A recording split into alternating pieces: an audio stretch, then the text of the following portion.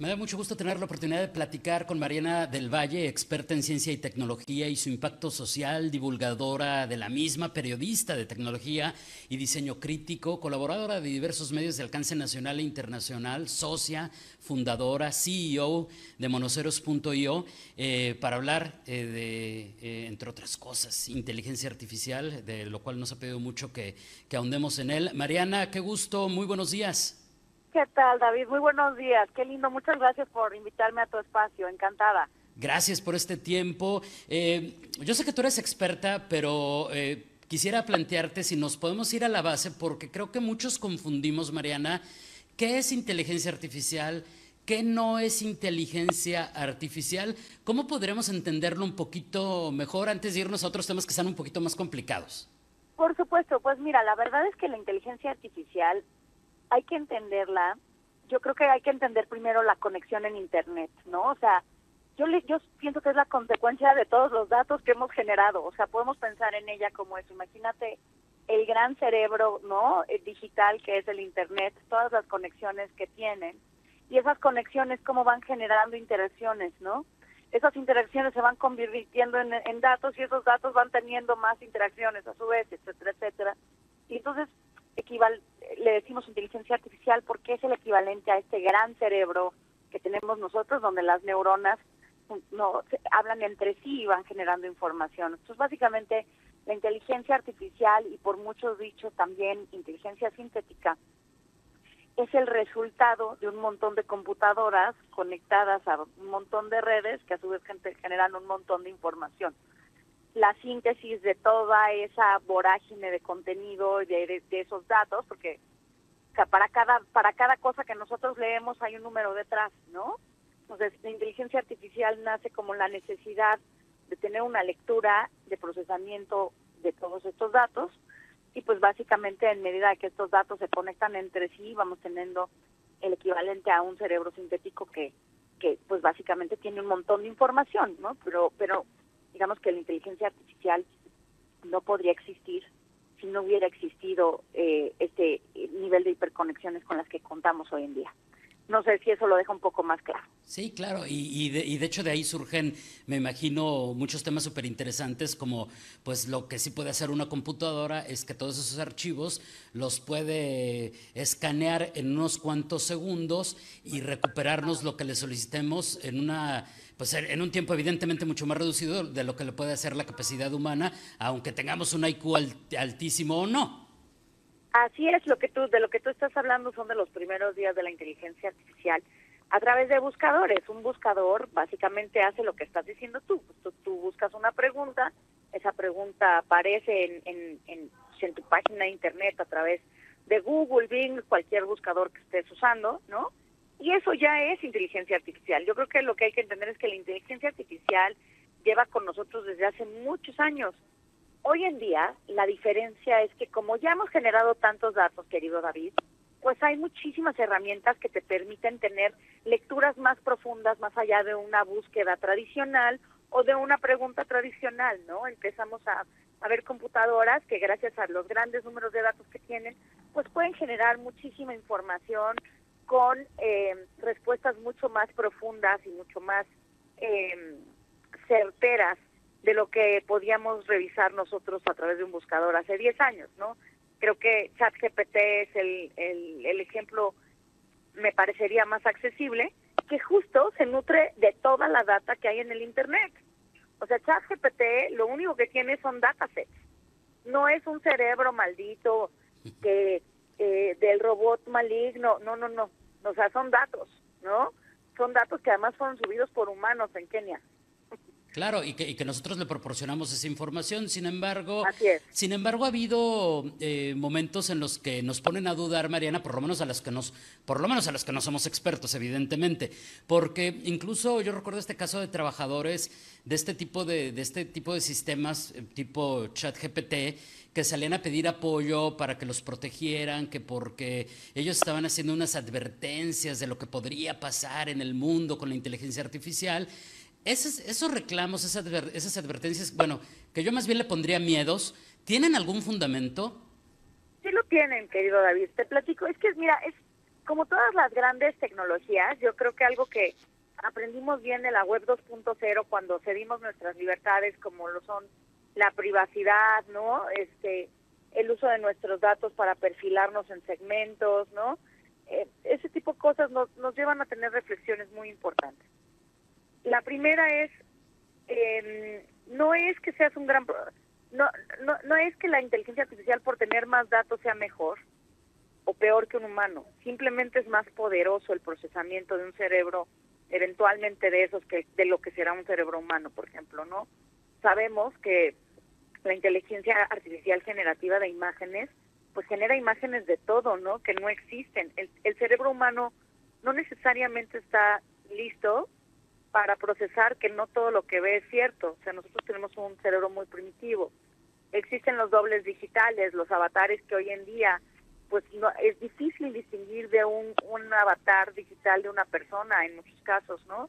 Están siendo utilizados bajo los marcos éticos y legales del derecho del humano o del derecho de propiedad intelectual, o desde dónde mi imagen es mía o es de ellos o de quién. Las voces, sabemos que se replican voces, que se hacen canciones. Tenemos muchos casos, ¿no? Kendrick Lamar, raperos, reggaetoneros que han tenido inclusive canciones virales que no son de ellos, pero que utilizaron dobles de voz con inteligencia artificial. O lo que pasó con Scarlett Johansson, y que no era su voz, pero sí era su voz, pero... y ahí todos nos quedamos confundidos. Así es, con Scarlett Johansson. SKJ Twigs también empezó a usar inteligencia artificial, que es una cantante que les recomiendo mucho, que empezó utilizando inteligencia artificial más como un experimento, al punto de pedir que por favor no siguieran desarrollando lo que a ella le ha tomado toda su vida definir como artista y que está siendo copiado por una computadora con una precisión escabrosa. Sí, hay con cositas que todavía no acabamos de aprender, pero de alguna manera entonces podría ser que, aunque sí hay riesgos, Mariana, de alguna manera en algún momento también nosotros desarrollaremos esa capacidad de percepción. Digo, pensemos por ejemplo en los primeros efectos de cine, que ahora los vemos y decimos, ay, qué ridículo, pero cuando salieron la gente se los creía. Digo, el clásico ejemplo de la historia del cine, de la secuencia donde el vaquero dispara en sentido hacia la cámara y la gente se agachaba, ¿no? Exacto. Pues mira, yo no sé, porque el asunto con la inteligencia artificial, creo que la diferencia entre el cine, la tele y los medios tradicionales es que siempre había como un puente entre el mensaje, el receptor y el emisor, ¿no? Había un puente, ¿te acuerdas? Inclusive en las clases de comunicación te lo dibujaban como un puentecito. Uh-huh. Aquí la onda es que nosotros tenemos una relación profunda con la tecnología, y estos asistentes a través de chats, etcétera, etcétera, se van perfilando y van entendiéndonos mejor. ¿Y qué pasa con los humanos? Que somos una especie preciosa, una especie pues que se rige por sus emociones y que es muy fácilmente manipulable a través de ellas. Entonces sabemos que las lecturas que puede tener la inteligencia sintética de nosotros mismos pueden ser mucho más profundas de lo que pensamos, ¿no? Claro. Yo creo, David, que no sabemos nadie qué va a pasar. O sea, un poco me siento cuando... ¿Viste Oppenheimer? Sí, claro. Justo, ¿no? Me siento como cuando Oppenheimer, que todo el mundo está corriendo a ver quién lo hace más rápido, porque tiene implicaciones tremendas a nivel legal, administrativo, gestión de ciudades, económico, ¿no? O sea, todo el mundo tiene que desarrollar inteligencia artificial, y quien la desarrolle más rápido pues va a ser de los grandes poderes del planeta. Pero no entendemos todavía las consecuencias de esto a nivel sociedad, ¿no? O sea, va a generar anarquías, sociedades utópicas, sistemas de control durísimos, donde el gobierno que tenga la mejor, y que hemos visto que además estaba coludido con redes sociales desde el principio de las redes sociales, ¿no? ¿Qué pasa si eso se convierte en un sistema de control masivo? Hay muchos hubieras, mi querido David, que a mí sí me preocupan, pero me preocupa que no sea de dominio de la gente. Yo creo que en medida de que todos, nadie somos expertos en inteligencia artificial más que los que la programaron, ¿no? O sea, eso es algo que es importante. La inteligencia artificial tiene que estar en las manos de las personas. Todos tenemos que entender por lo menos para qué sirve, y si no la usamos, por lo menos entender cómo sirve. Porque si no, vamos a volver a ceder una serie de libertades que hoy damos por hecho.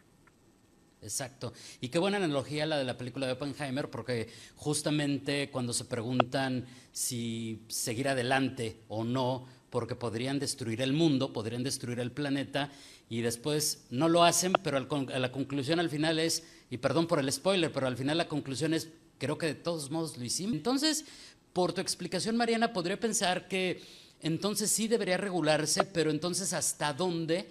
Porque entonces también entramos en un ámbito también de lo ambiguo respecto a ciertas libertades que también, pues, en términos generales, la ciudadanía no entendemos dónde están esas limitantes. Te voy a decir, sí, tienes toda la razón, pero la regulación no es la regulación a la tecnología, es a los dueños de la tecnología. Entonces son distinciones importantes, ¿no? O sea, Facebook hoy es dueño de los datos de todo el planeta, eso no está bien. Eso no está bien. No es posible que hoy tus hijos estén targeteados desde los 5 años, no es posible. No es posible que para poder estar conectado en Internet tengas que dar tus datos a todos sin que haya consecuencias para nadie. No es posible. Que necesitamos la conexión, claro, es un derecho humano. Que tu hijo necesita una computadora para hacer su tarea, no tenemos la menor duda. Lo que hay que entender es que las tecnologías, en algún punto, independientemente de las patentes, cuando son tecnologías que impactan a la sociedad, tienen que tener reguladores las compañías. No podemos seguir generando estos hipertrillonarios a costas de data humana.